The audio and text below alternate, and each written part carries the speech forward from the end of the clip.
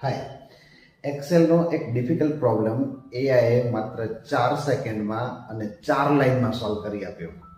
આવો તેને ડીકોડ કરીએ. મેં ઘણા બધા ક્લાયન્ટને સ્માર્ટ અટેન્ડન્સ અને ફી કલેક્શનના એક્સેલના પ્રોગ્રામ બનાવી આપ્યા છે. પણ તે બધાની એક કોમન રિક્વાયરમેન્ટ હોય છે કે કોઈ પણ રેકોર્ડમાં એન્ટ્રી કરવામાં આવે પછી તે રેકોર્ડ લોક થઈ જવો જોઈએ. છે ને ડિફિકલ્ટી?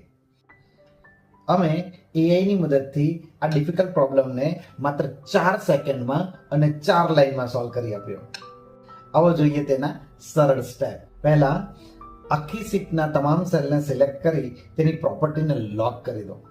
પછી જેટલા સેલમાં એડિટ કરવું છે તેટલા સેલની પ્રોપર્ટીને અનલોક કરી દો. હવે તમારે આ શીટને પાસવર્ડથી પ્રોટેક્ટ કરી દેવાની છે, જેથી લોક સેલમાં કોઈ એડિટ ના કરી શકે. હવે અનલોક સેલમાં એડિટ કર્યા પછી તે સેલને ઓટોમેટિક લોક કઈ રીતે કરી શકાય, આવો VBA ના 4 લાઇનના કોડને સમજીએ. જેવો તમે ડેટા એન્ટર કરશો ત્યારે માઇક્રો સેકન્ડ માટે આ કોડ આખી શીટને અનપ્રોટેક્ટ કરી દેશે.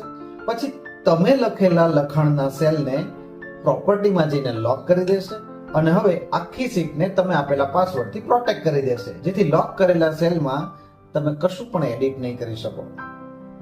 છે ને મેજિક? આવી અવનવી એડવાન્સ લેવલની ટિપ્સ એન્ડ ટ્રિક્સ માટે અમને ફોલો કરી લો. અને જો તમને એક્સેલમાં કોઈ પણ પ્રકારની મુશ્કેલી આવે છે તો અમને DM કરો. Thank you.